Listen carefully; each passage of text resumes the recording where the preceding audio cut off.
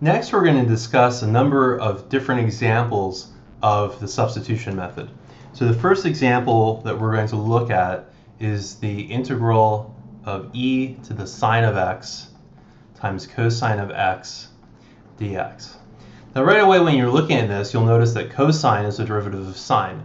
And in fact, the derivative of e to the sine of x is e to the sine of x times cosine of x.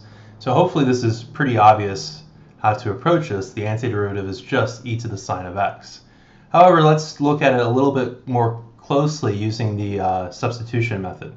So let's set u equal to sine of x, because sine of x is our inside function, and the derivative of sine of x is down outside, like that. And then we can set du, so the derivative of sine is cosine, so we get cosine of x dx, and our du is right here. So this integral becomes the integral of e to the u du, and the integral of e to the u is just e to the u, and plus c. And then we substitute back in. So we take our u is equal to sine of x and replace u with sine of x, and we get e to the sine of x plus c. So then the integral of e to the sine of x times cosine of x dx is just equal to e to the sine of x plus c, just like that. So that's our first example of the substitution method in action. Our second example is the integral of sine squared of x times cosine of x dx. So in this example, the derivative of sine is cosine, and we have sine of x basically squared. So this is a little bit, sometimes people don't always see this right away, but sine of x squared times cosine of x. And the derivative of sine is cosine, so the derivative of this inside function is sitting right outside. So again, we'll set our u is equal to sine of x, and then our du will be cosine of x dx. So we'll set u is equal to sine of x, and then du is equal to cosine of x dx. So the integral becomes the integral of u squared du. So here's my du, and then here's the u squared. When I integrate u squared du, I get u cubed over 3 plus c. So everything together, we get the integral of sine squared x cosine of x dx. U was sine of x, so it's equal to sine cubed of x over 3 plus c. You can readily verify this by taking the derivative of the right-hand side. So sine of x cubed, we get 3 sine of x squared, and then times the derivative of the inside, which is cosine of x. So 3 over 3 cancels, so you just get sine squared x times cosine of x. So the derivative of this is indeed the inside function right there. So our next example is again going to involve some trigonometric functions. So the integral of tangent of x dx.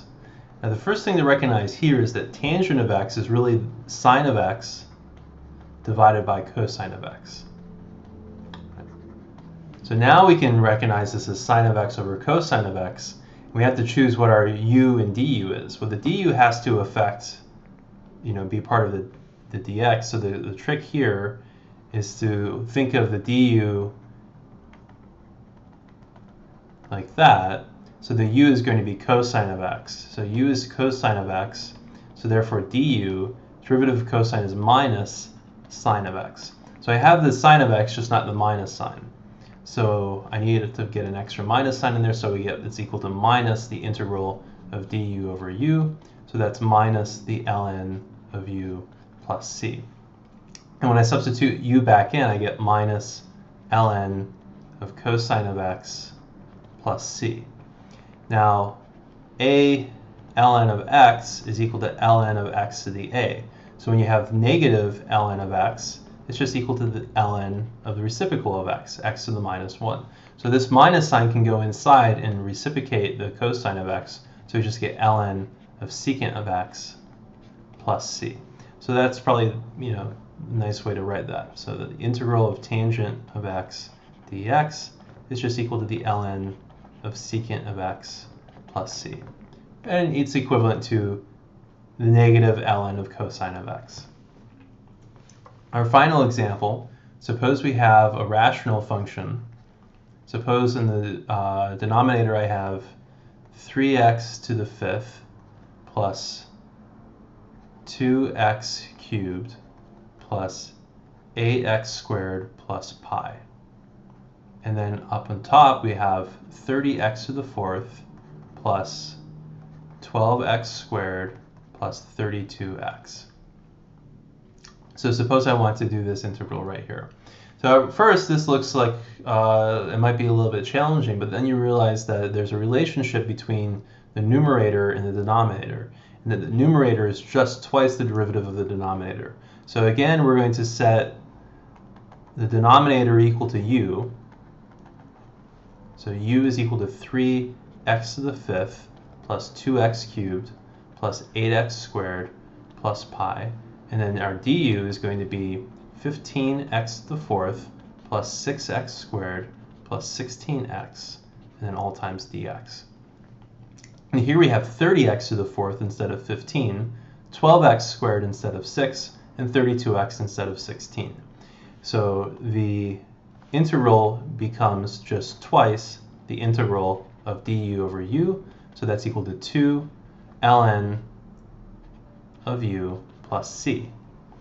So therefore the integral of 30x to the fourth plus 12x squared plus 32x, all divided by 3x to the fifth plus 2x cubed plus 8x squared plus pi, is just 2 times the ln of the denominator, so 3x to the fifth plus 2x cubed plus 8x squared plus pi, and then plus c. So just like that, right? And we can check, because when we take the derivative of the ln of this, it's just the derivative over of the inside over the original inside. So it's 2 times the derivative of the inside divided by the inside, which is indeed the integrand that we're trying to integrate. So those are a few just basic examples of using substitution method to compute antiderivatives.